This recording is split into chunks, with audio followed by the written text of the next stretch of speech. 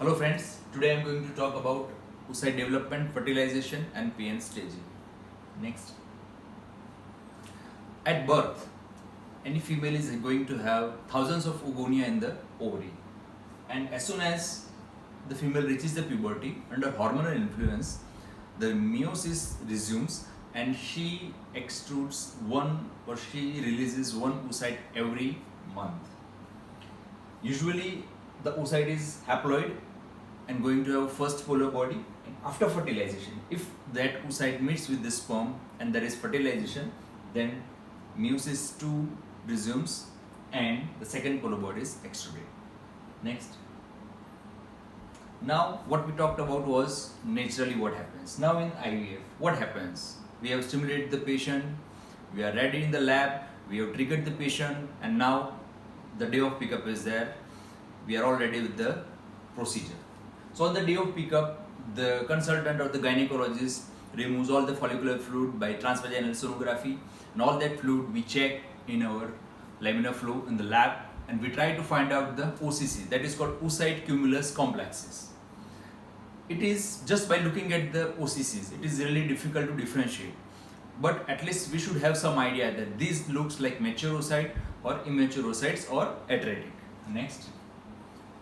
So if they are immature oocytes, then the cumulus is going to be less compact, poorly developed, and not a lot of times, but sometimes germinal vesicle, the diploid chromosome nucleus can be visible. Next. So what we expect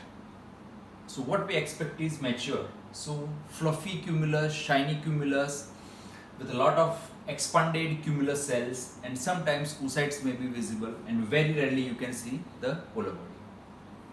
And when you see very small oocyte-like structure, compact cells, darkish, usually they are atretic.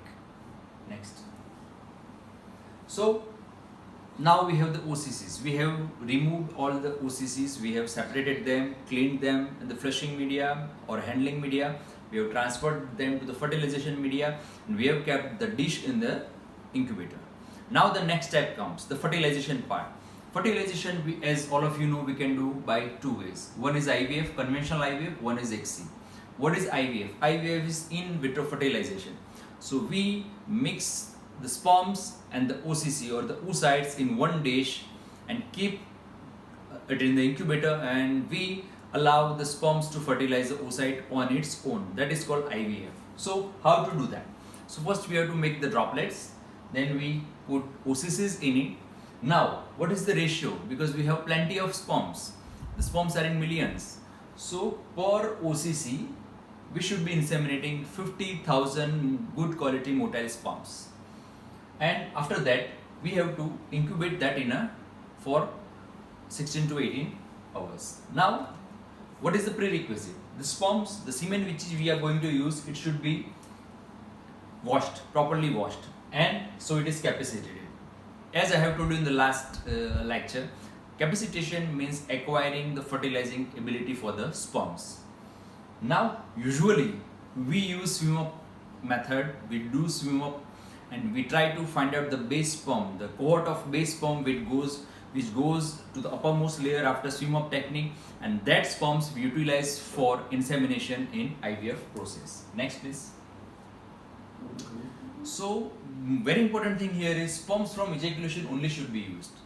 In all the cases of obstructive azoospermia where we can find out the sperms but from the epididymis, in that case we are supposed to do the like PISA, percutaneous epididymal sperm aspiration. These sperms should not be used for IVF. So how does fertilization takes place? Only the good quality sperms, as I have told you, the sperms which are in the uppermost layer after swim up, those who are supposed to have good quality, good motility, that we inseminate 50,000 motile sperms with each OCC in a drop. So the sperm try to travel, they try to pierce they go on digesting the cumulus cells and they reach the zona. Next please. So this is back. Okay, next. Okay, so these are the two ways of fertilization. As I have told you, this is IVF where the sperm are trying to pairs on its own, and this is ICSI. It is called intracytoplasmic sperm injection, where we hold the oocyte with a holding pipette, and with the injection pipette we immobilize the sperm, we take that, aspirate the sperm here, and we pierce the sperm and inseminate or inject it inside the cytoplasm of the oocyte. That is called ICSI. Next please. So once in IVF, once the sperm has reached to the zona is the outer covering of the oocyte, then there is binding between the sperm plasma membrane and zona happens. The vesicles are formed, and as I have told you last time, the head of the sperm, it contains acrosomal content under the acrosomal cap that is been released, and that is responsible for digestion of the path towards zona, as well as it digests the zona because zona is thick. Next. And the sperm pierces the zona, it goes in the perivitellin space. Perivitellin space is the space between the zona pellucida and the cytoplasm. Once the sperm enters the PV space, again it fuses with the cytoplasmic membrane and it goes inside.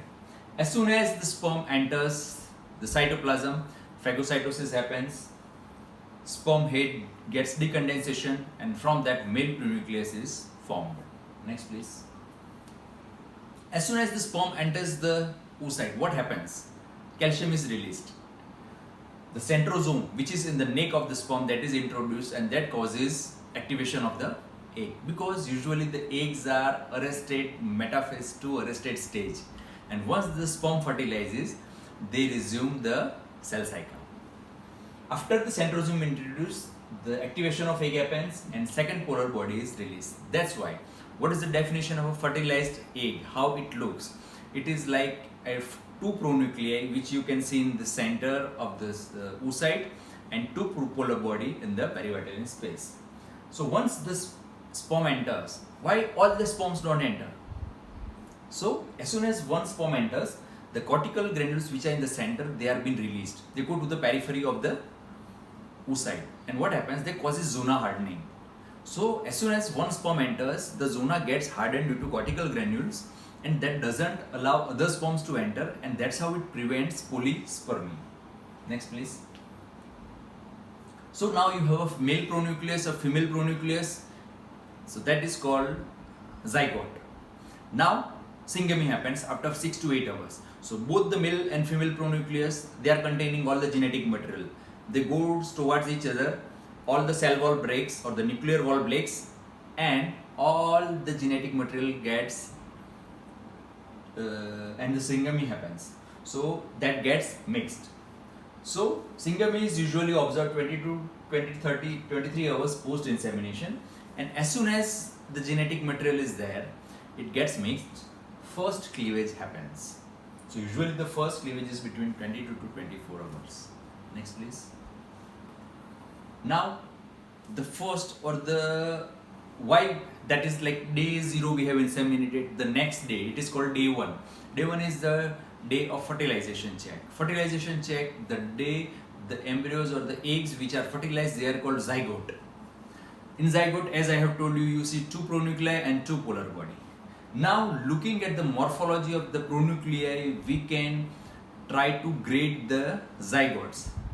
Usually we can do that on a routine basis, but yes, it's a very time consuming process. You have to be fast enough because you cannot take each egg, you cannot go on analyzing each egg in detail because it's going to take up a lot of time. So I'll tell you briefly which sort of morphology of pronuclei is good. Next please. So if you see, there is an oocyte. In the oocyte you see two pronuclei. These are the pronuclei. In the pronuclei, you will be able to see small dot-like structure, that is called nuclear precursor bodies. So depending on the size and shape of the pronuclei, depending on the number and size of and distribution of the nuclear precursor bodies, the grading is done. So which are the best one? So equal size pronuclei, centrally placed, quite near, 3 to 10 in number, and the distribution has to be equal. So if they are centrally placed, they are good. If both are dispersed, again they are good. So these two are really good. So if we can find out such zygotes, we can separate them and culture in a different dish or in a different drop, and the embryos which are been developed from these zygotes, when we transfer, the chances of good quality or probably a good genetic embryos, and ultimately we can get a healthy pregnancy and a healthy baby. Next please. Next. So what you see, this is zona. You can say this is cytoplasm. You can say this is perivitally space. This is a space here. You can see one polar body, two polar body. So two pronuclei and two polar body. So this is a zygote, perfect zygote. Here again you can see, and you can see the pronuclei. Next please. Now here you can see very nicely seen zona, cytoplasm, two pronuclei, two polar body. All four are good. Now here if you can see the small dots, they are distributed equally. So this is good. Here they are centrally placed. So again this is good. So these are supposed to be good, going to produce good quality embryos. Next please. Now what is the specific thing about this one? You can see a lot of pronuclei is there. So when more than two pronuclei is there, that means the egg must be fertilized by more than two sperms. So these are bad. That is called polyspermy. And these are the oocytes or the zygotes we have to separate on day one. Specifically when you are doing IVF, sometimes we know that the cortical granules has been released and zona hardening happens, so the other sperm doesn't enter. But by chance if that happens, then in that case we should be checking on day one at 16 to 18 hours to see all the three pronuclei or single pronuclei. We have to separate them, and we have to separate the good quality two pronuclei on day one. And here you can see again multiple pronuclei. Next please. So what is abnormal fertilization? When 2 PN or more than 2 PN, 3 PN or more, it is polyspermy. Only 1 PN is there, then it is delayed fertilization or parthenogenetic activation.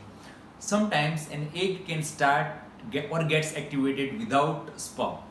It can start cleaving, it can even create blastocyst, but you don't know that the sperm hasn't fertilized. So that's why if there is only 1 PN, you have to discard it, or you have to separate that zygote. When no PN, that means it's an unfertilized egg, and when there are multiple, so that means more sperms must have fertilized the oocyte. Next please.